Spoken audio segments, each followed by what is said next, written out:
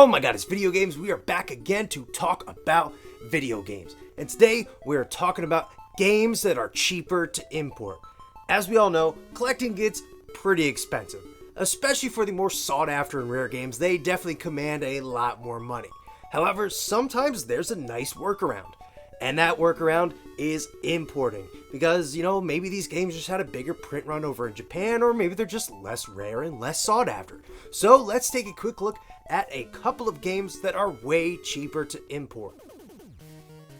For most players, the Mega Man Game Boy games are probably best remembered as decent but watered down ports of their NES classics.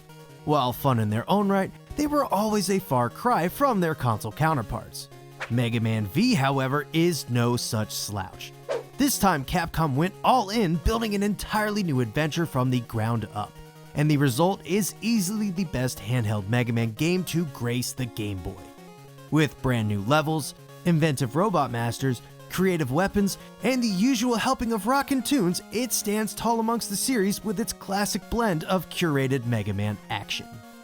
The game even throws in a few surprises like a midway stage featuring the obligatory Yellow Devil callback and a late game shoot 'em up section that, while a bit clunky, adds some welcome variety. And though it reuses a few ideas here and there, it brings in enough new ones that all culminate in an experience that, in my opinion, is better than the actual Mega Man 5 and Mega Man 6 for that matter. But much like those games, Mega Man V commands some serious cash for a US copy. Thankfully, the Japanese version, Rockman World 5, has maintained its $20 price tag since I nabbed my copy around 10 years ago. Coming right off the heels of Mega Man V, Kid Dracula, appropriately enough, almost feels like Konami's own spin on a Mega Man game.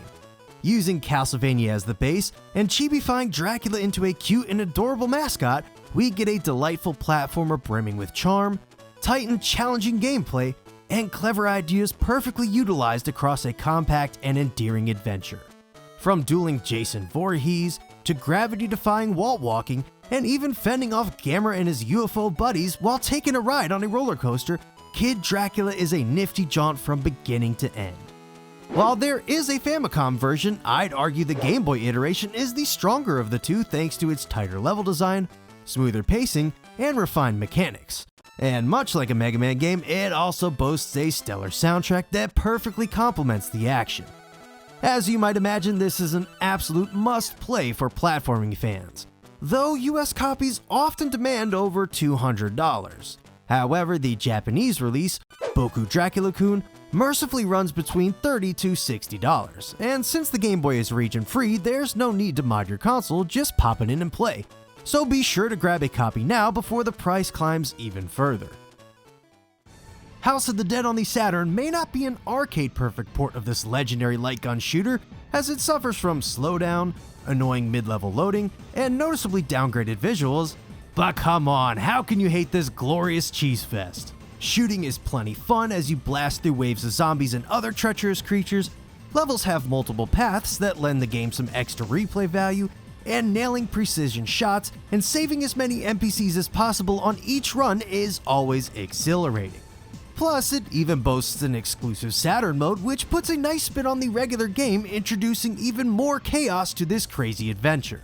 I mean, how can you go wrong? Sure, it's rough around the edges, but it's pure campy fun through and through, and I absolutely love it. Though it's not the easiest Saturn game to get your hands on, seeing that it was a pretty late release for the console, meaning the US version is astronomically expensive. However, the Japanese version is far more common, so grab it now while it's still around $50, as the price has been on the rise over the last few years. Sticking with the Saturn, let's talk about Sonic R. As one of only two true 3D Sonic outings on the console, it's certainly something. It's far from the greatest racer on the console, but I can't deny there's an odd alien charm to this janky Sonic experiment that keeps me coming back. The controls are slippery, the tracks often feel more like freeform playgrounds rather than proper circuits, and the meager 5 courses don't add up to much. Yet, in spite of all of its flaws, Sonic R is still a blast, especially with friends. And once you adapt to the controls, there's a strange flow to Sonic R's racing that kinda clicks, particularly on the better designed tracks. Pair that with an absolutely legendary soundtrack and you've got yourself a so bad it's good gem that shines brightest in a group setting. You know what, Sonic R? I can feel the sunshine. And it's telling me to grab a Japanese copy for about $40 rather than shelling out over $200 for the US release. Or if you want more bang for your buck, you can always pick up the Sonic Gems collection for around $60, which bundles Sonic R with Sonic CD and Sonic the Fighters. For a brief moment after the massive success of Final Fantasy VII, Square entered this golden era where they were using all of that FF7 money to make a bunch of neat experiments on the PS1.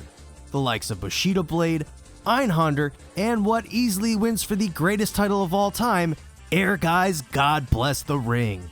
Though remembered by some as a fairly standard 3D arena fighter, Ehrgeiz is surprisingly enjoyable.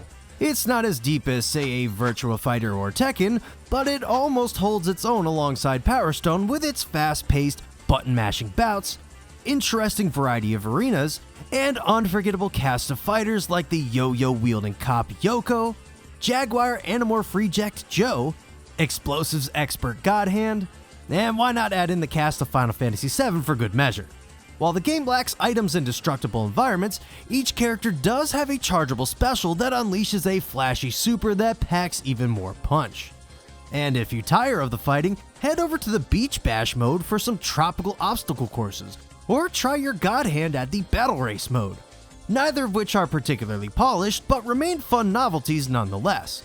But the real curveball is the Battle Quest mode, which introduces some RPG mechanics into a quest-style adventure for even more out-of-left-field fun. And I can't talk about this game without mentioning the crazy title screen sound effect that sounds like an orbital strike filtered through an Atari 2600. You gotta love it. That said, this all comes at a cost of about $80 to $100, which is way too steep in my opinion. Thankfully, the Japanese version is far more reasonable at about $15 to $20, making it the best way to experience this offbeat Square fighter. While the PC Engine got the incredible Castlevania Rondo of Blood, here in the States, Super Nintendo fans had to settle for the awkwardly titled Castlevania Dracula X. Essentially a watered-down version of Rondo, Dracula X still delivers a serviceable Castlevania experience. It may not hit the highs of past entries, but classic Castlevania action is here in full force as you whip your way through gothic locales. The burning city makes for an especially striking opening, while the castle halls and glowing caverns brimming with skeletons keep the Hammer horror-infused atmosphere on point. And as expected, that legendary difficulty is absolutely intact, guaranteed to push your skills to the limit. Of course, the soundtrack is another highlight, with Stage 1's ripping theme standing out as a personal favorite.